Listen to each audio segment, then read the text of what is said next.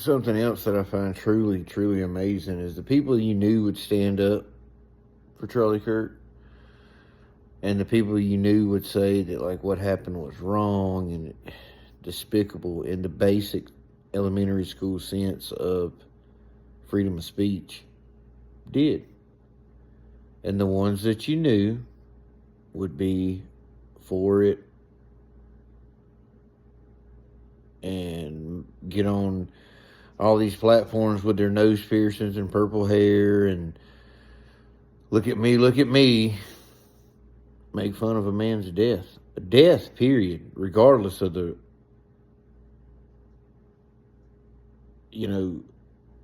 details in it, is horrible.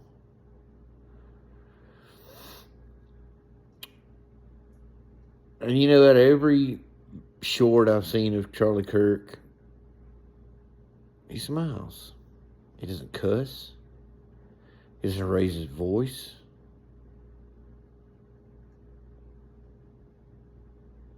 And then especially the ones where he's with his wife and kids is just heart-wrenching. Like it really is. Because he's just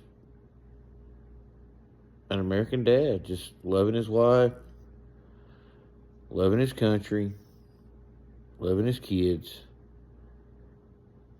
standing up for something he believes in. So, like, it's just mind-blowing. It really is. And I do believe that it's going to take a drastic measure for things to change in the United States of America. And I don't mean deportation of, illegals. I mean, like, send out questionnaires. Let all these idiots answer the questions truthfully. And that's who ICE needs to go after. Load them up on a fucking bus and send their ass to North Korea or Russia or, hell, even Afghanistan. Let them go check it out for a while and see what the difference is in freedoms, I guess you could say.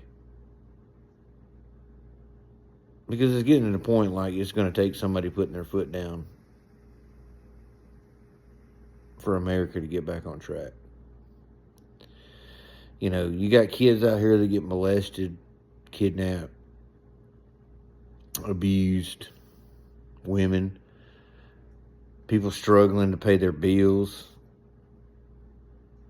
And you know what? You know what's more important? People that live in this fairy tale world that I was born a boy and in my heart I feel like I'm a woman. Or I was born a woman and I feel like I should be a man. Or a fox or whatever it is that they believe in. That's more important. I'm a father myself. I have an 8-year-old little girl that's my world. And the one regret I have, it's not in my parent making decisions or any of that. It's look at the world. Look at the United States of America that I served 12 years in the military for. Look at what I brought her into.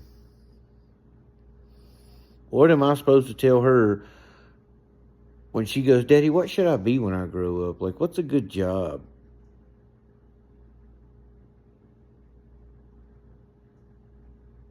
Like, I don't know. I don't have the answer. Because I don't. Because I don't know what shit's going to cost 20 years from now. And I don't know what jobs are going to be available. I don't know if we're even going to be here. Who knows? I don't know, the last few days, I've literally been just speechless, blank thoughts in a fog of just this is what it's come to. This is what it's come to. People get mad and angry enough to kill somebody over what they believe in. And I've seen a bunch of good creators make a bunch of good comments, about Charlie Kirk, the stuff he did, and it's heartfelt. Like, I love it. I love to see it.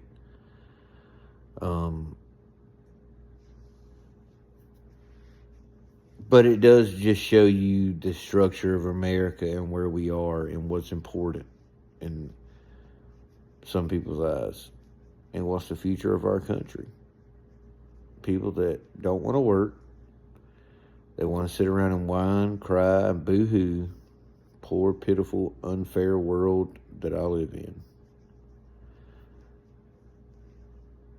But it's not bad enough to leave, I guess. I don't know. And then I'm sure from the outside looking in, from Europe and Asia and everywhere else, we're just probably a laughing stock. So, I don't know. God-fearing Americans, keep doing what you're doing. And if I had a message for Charlie Kirk's wife, you're in our prayers. You're strong. You're probably stronger than you've ever imagined, and you'll get through it because you got a good support structure. So you just keep doing what you're doing, and you carry your husband's name on, and you make sure you let his kids know the amazing man that he was.